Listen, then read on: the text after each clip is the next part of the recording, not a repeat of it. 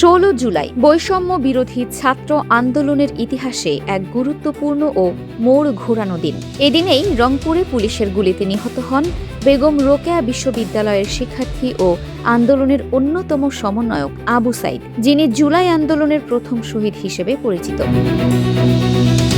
আবু সাইদের আত্মত্যাগের এই ঘটনা পুরো দেশকে নাড়িয়ে দেয় এবং আন্দোলনের গতিপথ বদলে দেয়। 15 জুলাই ঢাকা ও জাহাঙ্গীরনগর বিশ্ববিদ্যালয়ে শিক্ষার্থীদের ওপর হামলার প্রতিবাদে 16 জুলাই দেশ জুড়ে বিক্ষোভ কর্মসূচি পালিত হয়। বিভিন্ন স্থানে আন্দোলনকারীদের ওপর তৎকালীন ক্ষমতাসীন ছাত্র সংগঠনের নেতাকর্মীরা হামলা চালায় এবং পুলিশের সঙ্গে সংঘর্ষে জড়িয়ে পড়ে।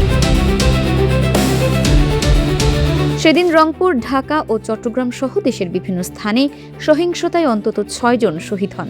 রাজধানীর যাত্রাবাড়ী, সায়েন্স ল্যাব, মতিঝিল ও উত্তরা সহ বিভিন্ন এলাকায় সড়ক অবরোধ করেন শিক্ষার্থীরা। শান্তিপূর্ণ আন্দোলনকারী করেছে নাকি যারা করেছে তারা হচ্ছে রাজাকারের বিবির বাচ্চারা সব শিবির। এছাড়া মহাখালীতে রেললাইন অবরোধের কারণে ঢাকার সঙ্গে সারা দেশের রেল যোগাযোগ 6 ঘণ্টা বন্ধ থাকে।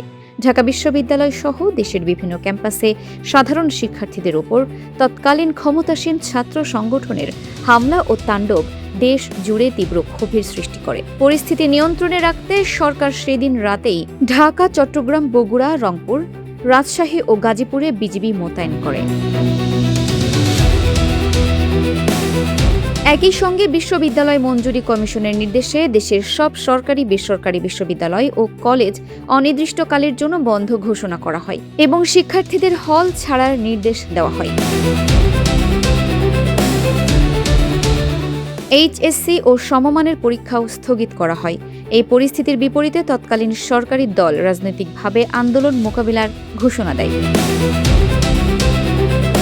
অন্যদিকে দেশের বিভিন্ন স্থানে শিক্ষার্থীদের উপর হামলার ঘটনায় amnesty international, transparency international Bangladesh সহ বিভিন্ন মানবাধিকার সংগঠন ও বিশিষ্ট নাগরিকরা উদ্বেগ ও নিন্দা প্রকাশ করেন।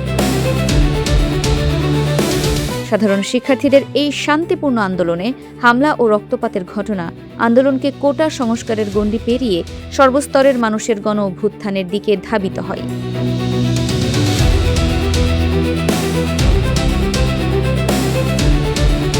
Farhana Nizam, desk report, Dinajpur TV.